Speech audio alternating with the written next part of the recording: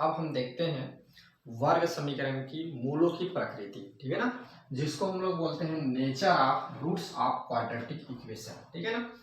तो बच्चों आप लोग को मैं अभी बता रहा था एक वर्ड है जिसको हम लोग बात कर रहे थे डिस्क्रिमिनेंट। डिस्क्रिमिनेंट जिसको हम लोग बोलते हैं विभेदक, जिसको हम लोग क्या करते हैं डी से डिनोट करते हैं, ठीक है ना। क्या चीज विभेदक, जिसको हम लोग क्या करते हैं डी से डिनोट करते हैं, ये मैं आप लोग को भी बता रहा था। क्लियर, जिसको हम लोग इंग्लिश में इसको बोलते हैं डिस्क्रिमिनेंट, ठीक है। और एक और नाम होता है विविक्तकर, लेकिन आपके बुक में विभेदक दिया गया तो विभेदक वर्ड का मैं ज्यादा यूज करूंगा। आया बात समझ में। तो बच्चों ये जो होता है हमारा डी तीन प्रकार के हो सकते हैं। पहला क्या हो जब ये जीरो हो, दूसरा जब ये जीरो से कोई बड़ी संख्या हो, तीसरा जब ये जीरो से छोटी संख्या हो। तो इसमें तीन कंडीशन बनेंगे और तीनों कंडीशन में हमारे जो मूल हैं, जो वैल्यू है, जो समीकरण का हल है, जिसको हम लोग बोलते हैं रूट, ये क्या क्या हो सकते हैं इसको हम लोग देखते हैं। आया बात समझ में। तो यहां पर देखिए आप हम लोग निकालते हैं सबसे पहले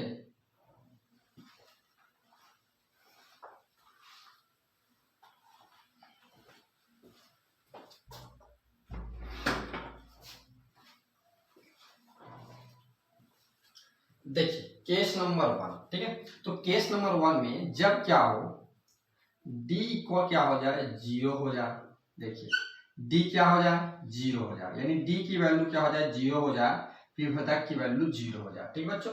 यहाँ पर एक बात और बता देता हूँ, जो d जो होता है ये होता है आपका अंडर रूट नहीं लगता इस पे, सॉरी, ये होता है बी स्क्वायर माइनस 4ac, ठीक है ना।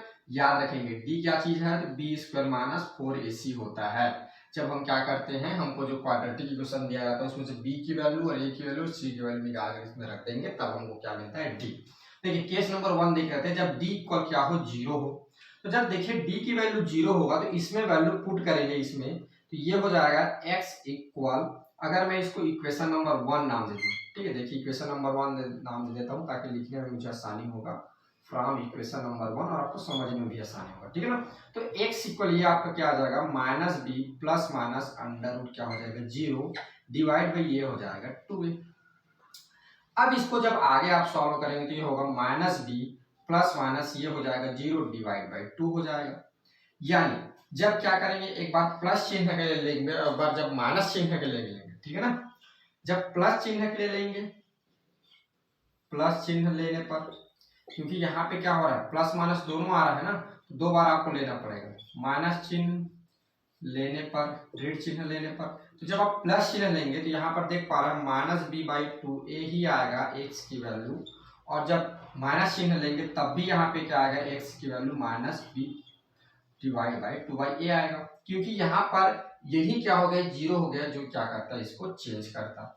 यानी यहाँ पर एक कंक्लूजन निकलता है कि आप देख पा रहे हैं जब d जीरो हो जाए तो x की वैल्यू क्या हो रहा है दोनों जगह सेम आ रहा है। यानी अतः आप बोल सकते हैं जब क्या हो d इक्वल जीरो हो, d इक्वल क्या हो जीरो हो, तब समीकरण के दोनों मूल क्या है वास्तविक है, वास्तविक व समान, ठीक है, समान होते हैं। जब क्या हो जाए d की वैल्यू जीरो हो जाए तब समीकरण के दोनों मूल क्या होंगे वास्तविक होंगे व समान होते हैं। इसी में देखिए केस नंबर 2, ठीक है। देखिए जब क्या हो जाए d क्या चीज हो जाए जीरो से बड़ा हो जाए, ठीक है, या इसको ऐसा लिखते हैं जब d बराबर क्या हो कोई धनात्मक संख्या हो। कैसा संख्या हो धनात्मक संख्या, क्योंकि आपको पता है जितने भी धनात्मक संख्या होते हैं वे सभी क्या चीज होते हैं जीरो से बड़ा होते हैं। इसे हम लोग ऐसा लिख सकते हैं d ग्रेटर देन जीरो, यानी d क्या चीज हो जीरो से बड़ा हो। को पता है जिधर बड़ा होता है उधर मुंह लगता है, ठीक है। तब क्या चीज हो जाएगा देखिए, तो इसको समझने के लिए मैं क्या करता हूँ मान लेता हूँ, माना d की वैल्यू मैं ले लेता हूँ 16 ले सकता हूँ, क्योंकि आप देख पा रहे हैं एक धनात्मक संख्या है, ठीक है। 16 ले लेता हूँ, तब फ्रॉम इक्वेशन 1 से देखिए, इक्वेशन 1 से देखिए तो ये चीज हो जाएगा x equal minus B plus minus ये हो जाएगा अंडर रूट 16 डिवाइड बाई क्या हो जाएगा 2a हो जाएगा। इसको आप आगे सॉल्व करेंगे तो X equal minus B plus minus 16 क्या चीज होता है 4 का स्क्वायर होता है तो ये हो जाएगा 4 डिवाइड बाई क्या हो जाएगा 2a। अब यहाँ पर एक बार प्लस चिन्ह लेंगे और एक बार हम क्या करेंगे माइनस चिन्ह लेंगे। ठीक है, ये देखिए तो जब प्लस चिन्ह लेंगे तो ये आपका हो जाएगा x इक्वल माइनस बी और ये आपका क्या आ जाएगा प्लस 4 डिवाइड बाई क्या हो जाएगा 2a। समझ में आया बात? प्लस डिवाइड बाई क्या हो जाएगा minus B plus 4 divide by 2a। इधर क्या आ जाएगा x equal minus B minus 4 by 2a हो जाएगा। ठीक है, अब प्लस चिन्ह और माइनस चिन्ह कहाँ वाला लेते हैं तो बीच का लेते हैं क्योंकि बीच में प्लस चिन्ह भी लगा तो माइनस चिन्ह लगा। तो एक बार बीच का प्लस चिन्ह लेंगे, एक बार बीच का माइनस चिन्ह लेंगे। तो यहाँ पर आप देख पा रहे हैं ये हो रहा है माइनस बी प्लस क्या हो रहा है 4 हो रहा है, नीचे में डिवाइड 2 है, इसके भी नीचे में डिवाइड 2 है, दोनों कॉमन है। लेकिन यहाँ पर माइनस बी में क्या हो रहा है 4 ऐड हो रहा है और इसमें माइनस बी में क्या हो रहा है माइनस 4 हो रहा है, 4 घट रहा है 4 घट रहा है, इसमें 4 जुड़ रहा है। तो स्वाभाविक सी बात है इन दोनों के क्या होगा मानों में चेंज आएगा।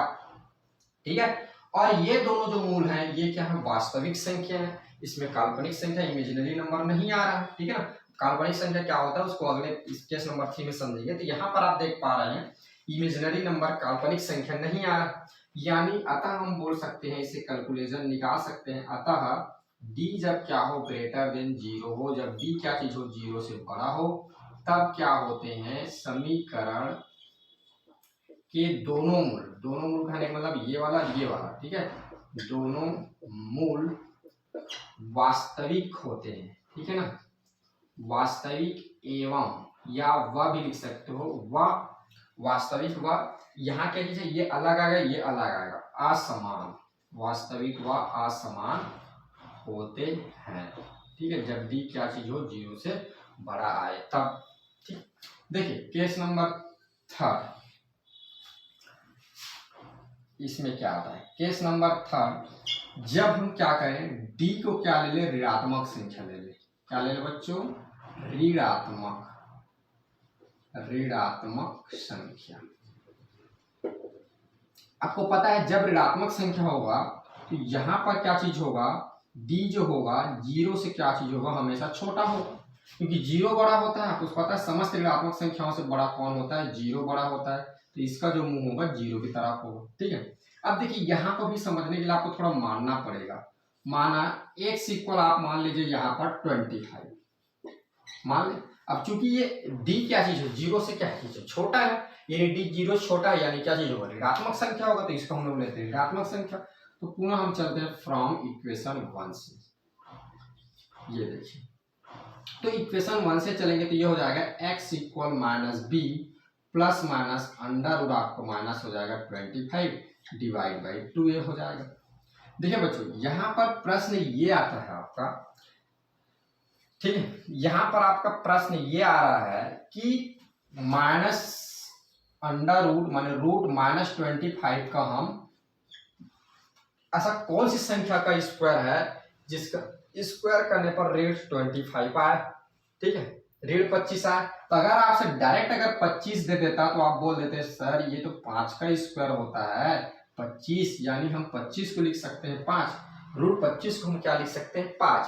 लेकिन ऐसी कौन सी संख्या है जिसका आप स्क्वायर करें तो कितना मिले आपको ऋण 25 मिले। तो अगर आप सोच रहे होंगे कि सर क्यों माइनस 25 की स्क्वायर कर दे, तो करके देखिए -25 इंटू सॉरी -5 इंटू -5 कितना आ जाएगा प्लस का 25 आ जाएगा।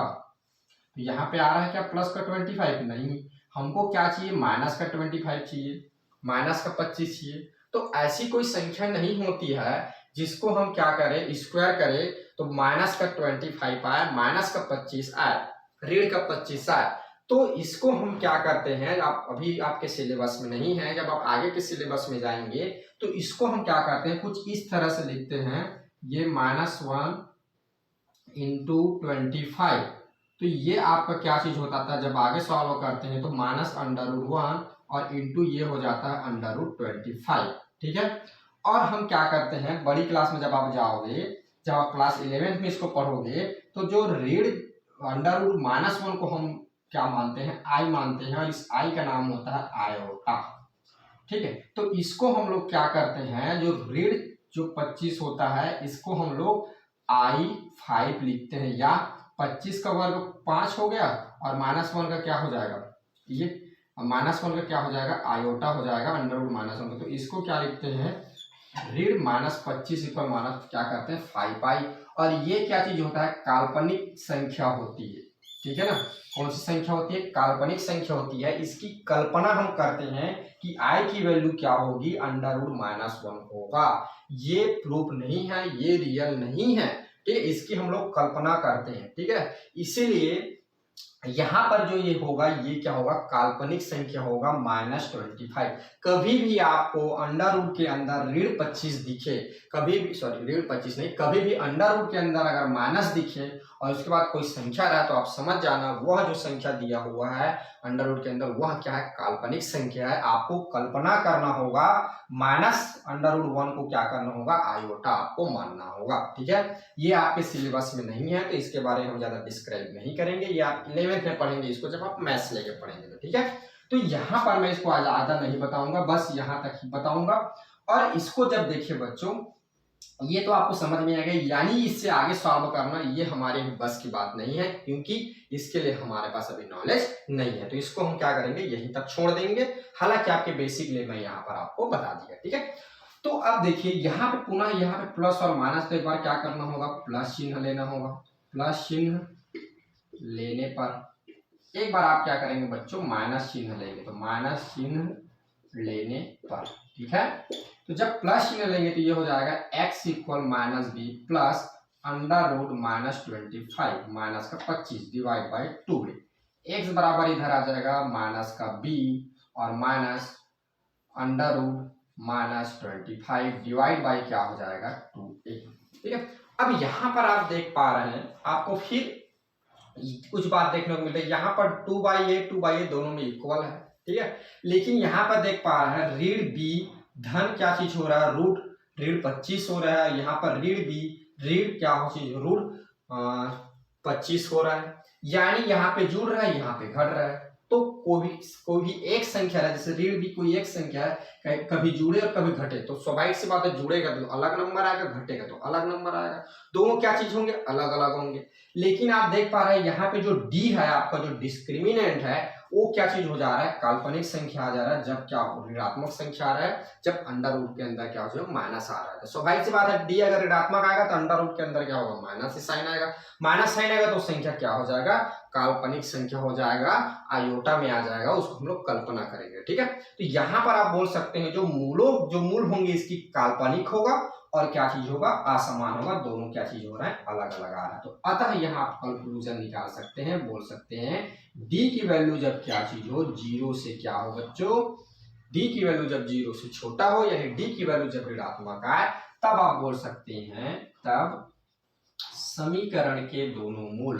अब देखो बच्चों, समीकरण कहने का मतलब होता है वर्ग समीकरण। ठीक है ना, मैं यहाँ पर वर्ग नहीं लिख रहा हूँ, यहाँ पर लिख दीजिए वर्ग। ठीक, क्लियर हो जाएगा। यहाँ पर भी लिख लीजिए वर्ग, और यहाँ पर मैं लिख देता हूँ, यहाँ पर इसको मिटा के लिख देता हूँ। ठीक है, तब क्या चीज होगा, जो समीकरण होगा वर्ग समीकरण होगा, तब वर्ग समीकरण के दोनों जो मूल होंगे, दोनों जो मान होंगे, ठीक है, काल्पनिक व असमान, ठीक है, असमान होते हैं। ठीक है, काल्पनिक व असमान होते हैं, या इसको ऐसा भी बोल सकते हैं कि वास्तविक नहीं। ठीक है, वास्तविक नहीं होते, असमान और वास्तविक नहीं होते हैं, ऐसा भी बोल सकते हैं, क्योंकि वास्तविक नहीं होगा वो क्या होगा, काल्पनिक होगा। तो काल्पनिक होता है बोलिए, या तो ऐसा भी बोल सकते हैं कि वास्तविक नहीं होते हैं। यहाँ नहीं, वास्तविक के साथ नहीं वर्ड यहाँ जोड़ के इसको भी इसके साथ लिख सकते हैं। ठीक है, इसको दोनों तरह से आप समझ सकते हैं, या तो बोलिए कि काल्पनिक होता है, या तो बोल सकते हैं वास्तविक नहीं होता है। ठीक बच्चों, तो इस तरह से क्या होते हैं, जो आपके जो मूल होते हैं जो हल होते हैं जो आपके क्वाड्रेटिक इक्वेशन के, उसमें 3 केस बनते हैं। पहला केस, जब क्या चीज हो डी जीरो की इक्वल हो। जब डी जीरो की इक्वल होगा तो जो दोनों जो मूल होंगे वास्तविक होंगे और क्या होंगे, समान होंगे। जब डी क्या चीज होगा, धनात्मक होगा, तो दोनों जो मूल होंगे क्या होंगे, वास्तविक होंगे और असमान होगा, अलग अलग आएगा। जब डी क्या चीज हो, ऋणात्मक हो, जीरो से छोटा हो, तब वर्ग समीकरण के दोनों मूल क्या चीज होंगे, काल्पनिक होंगे, जिसकी हम लोग कल्पना करेंगे और कैसा होगा, अलग अलग होगा। तो इसको आप याद रखेंगे, इससे आपके बहुत सारे क्वेश्चंस बनेंगे, एक्सरसाइज के क्वेश्चन बनेंगे। साथ ही आपके जो बोर्ड एग्जाम है उसमें इससे रिलेटेड ऑब्जेक्टिव क्वेश्चन पूछा जाता है। जब डी जीरो हो, जब डी धनात्मक हो, जब डी ऋणात्मक हो, तो क्या क्या हो सकता है। ठीक है बच्चों, तो इसको आप अच्छे से याद रखेंगे, अच्छे से याद करेंगे इन सभी कंक्लूजन को, क्या क्या हो सकता है। आया बात समझ में? तो चलिए इसको नोट डाउन करिए। नोट डाउन करने के बाद फिर हम देखते हैं आपका अगला प्रश्न। ठीक है।